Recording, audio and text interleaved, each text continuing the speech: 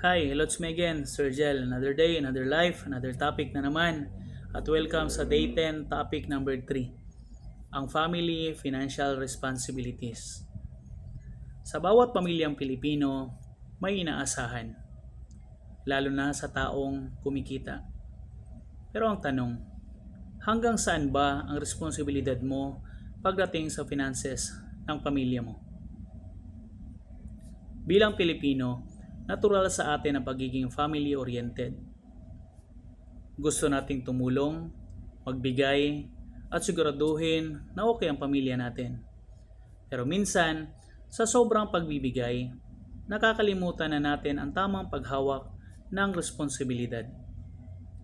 Ang pagiging responsable sa pamilya ay hindi lang tungkol sa pagbibigay ng pera ngayon, kundi sa pagpaplano para sa kinabukasan. Halimbawa na lamang, kung ikaw ang breadwinner, hindi lang sapat na nababayaran mo ang bills buwan-buwan. Kailangan mo ring isipin paano kung mawalan ka ng income. Paano kung magkasakit ka? Paano kung may mangyari sa'yo? Dito pumapasok ang tunay na kahulugan ng financial responsibility. Hindi lang ito support ngayon, kundi protection para bukas. Maraming pamilya ang okay ngayon, pero sa emergency lang, bumabalik agad sa hirap. Bakit? Kasi walang plano. Ang tunay na responsable, marunong mag-budget, may ipon, may paghahanda sa emergencies, at may paraan para maprotektahan ang pamilya kahit wala na siya.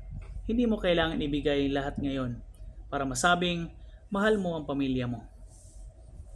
Minsan, ang mas mahalaga ay kung paano mo sila pinaghahandaan para sa future.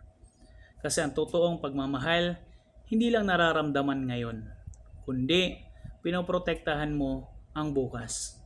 Ako si Sir Gel. Layunin kong turuan ang mga Pilipino kung paano maging handa sa kanilang financial future. Tandaan, ang kaalaman sa pera ay proteksyon para sa pamilya. Ingat!